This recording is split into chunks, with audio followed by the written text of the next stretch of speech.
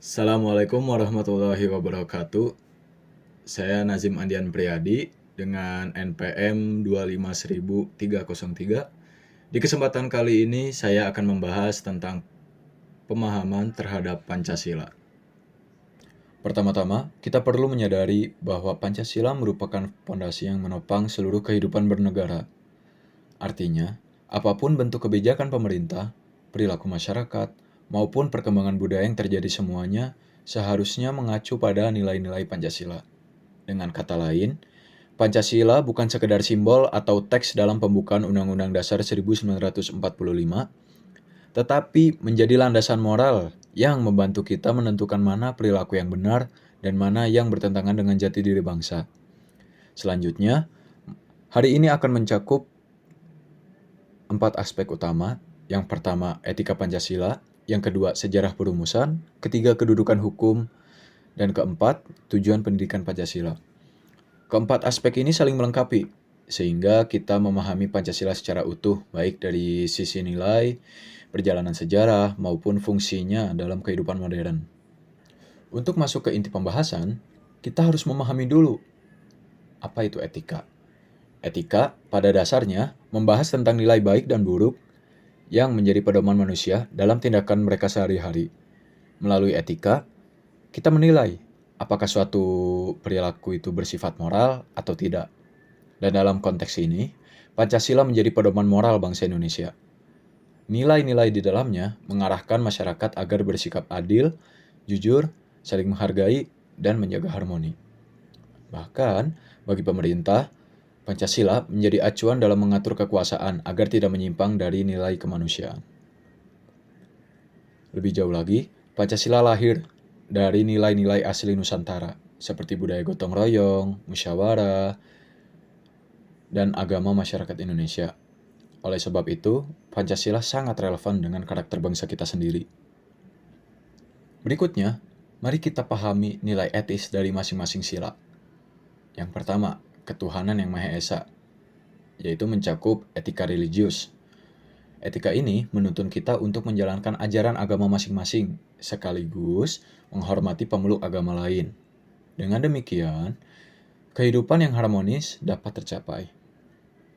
Kemudian yang kedua, kemanusiaan yang adil dan beradab, yaitu mencakup etika kemanusiaan.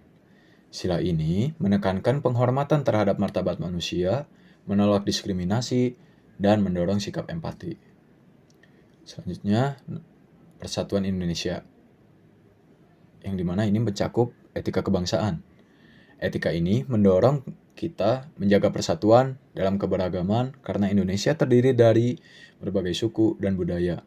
Maka, sikap saling menghargai menjadi sangat penting di sini. Kemudian yang keempat, kerakyatan yang dipimpin oleh hikmat kebijaksanaan, yang dimana ini mencakup etika politik. Nilai ini menekankan pentingnya demokrasi, musyawarah, dan keterlibatan masyarakat dalam pengambilan keputusan negara. Kemudian yang terakhir, keadilan sosial, yang dimana ini mencakup etika sosial dan ekonomi. Sila ini mendorong terciptanya kesejahteraan yang merata, tanpa memandang latar belakang sosial ataupun ekonomi seseorang. Melalui kelima sila ini, kita dapat melihat bahwa Pancasila bukan hanya filosofi, tetapi juga panduan etis yang sangat aplikatif.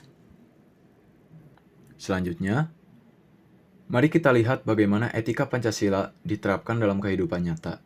Yang pertama, Pancasila berfungsi sebagai pedoman moral bangsa. Nilai-nilai seperti kejujuran, rasa hormat, integritas merupakan wujud nyata dari penerapan Pancasila. Kemudian yang kedua, Pancasila menjadi dasar dalam penyusunan kebijakan negara. Kebijakan yang berpihak pada rakyat, memperhatikan keadilan, dan menjaga persatuan adalah contoh bagaimana Pancasila bekerja dalam praktik kenegaraan. Kemudian, dalam kehidupan kita sehari-hari, penerapan Pancasila terlihat dari kebiasaan gotong royong, sikap toleransi, serta kebiasaan bermusyawarah dalam menyelesaikan masalah. Semua ini membuat kehidupan masyarakat Indonesia itu terasa lebih harmonis dan saling menghargai terhadap sesama. Berbicara tentang Pancasila, tidak lengkap rasanya tanpa memahami nilai-nilai budaya Nusantara yang menjadi akarnya. Yang pertama ada gotong royong, kemudian toleransi, dan musyawarah. Gotong royong di sini mencerminkan semangat kebersamaan. Toleransi menunjukkan penghargaan atas adanya perbedaan. Kemudian musyawarah menggambarkan cara masyarakat menyelesaikan masalah secara adil. Oleh karena itu, tiga nilai ini memperkuat implementasi sila-sila Pancasila dalam kehidupan nyata kita sehari-hari. Untuk memahami Pancasila lebih dalam, kita perlu melihat konteks sejarahnya. Pada masa penjajahan, rakyat Indonesia mengalami penindasan, dan hal tersebut justru menumbuhkan rasa persatuan, munculnya berbagai organisasi pergerakan nasional yang membangun kesadaran kebangsaan. Selain itu, sejak masa kerajaan, masyarakat Nusantara sudah mengenal nilai-nilai seperti harmoni, musyawarah, dan solidaritas. Nilai-nilai inilah yang kemudian dijadikan dasar perumusan Pancasila menjelang Hari Kemerdekaan bangsa Indonesia. Berlanjut ke proses perumusannya, momentum besar terjadi pada tanggal 28 Oktober 1928, yaitu melalui momen Sumpah Pemuda, yang dimana Sumpah Pemuda ini menyatukan bangsa Indonesia ke dalam satu identitas yang sama. Lalu pada masa BPUPKI tahun 1945, tokoh-tokoh besar seperti Muhammad Yamin, Supomo, dan Soekarno menyampaikan gagasan mereka mengenai dasar negara. Puncaknya, pada tanggal 1 Juni 1945, Soekarno memperkenalkan istilah Pancasila dalam sebuah pidato yang bersejarah. Dari sinilah, dasar negara Indonesia mulai terbentuk secara jelas. Selanjutnya, lahirnya Piagam Jakarta pada tanggal 22 Juni 1945 sebagai hasil kompromi antara kelompok nasionalis dan kelompok religius. Dokumen ini kemudian menjadi rujukan penting dalam perumusan dasar negara. Kemudian, pada tanggal 18 Agustus 1945, sehari setelah proklamasi kemerdekaan, PPKI secara resmi menetapkan Pancasila sebagai pembukaan Undang-Undang Dasar 1945. Dan sejak saat itu juga, Pancasila menjadi dasar negara Indonesia sekaligus sumber dari seluruh hukum nasional. Dengan ditetapkannya Pancasila, kedudukannya sebagai filsafat negara menjadi sangat penting. Pancasila mengatur arah penyelenggaraan, kekuasaan, struktur pemerintahan, dan hubungan antar negara dengan warganya. Segala bentuk kebijakan atau peraturan yang bertentangan dengan Pancasila tidak boleh diberlakukan. Dengan demikian, Pancasila berfungsi sebagai filter moral dan hukum bagi penyelenggaraan negara. Berikutnya, kita masuk pada landasan pendidikan Pancasila. Secara filosofis, pendidikan Pancasila bertujuan untuk membentuk cara berpikir dan karakter bangsa. Secara yuridis, Undang-Undang Dasar 1945 dan Undang-Undang Nomor 12 Tahun 2012 mewajibkan pendidikan Pancasila di perguruan tinggi. Secara sosiologis, mempelajari Pancasila membantu para generasi muda untuk memahami akar budaya dan sejarah bangsanya.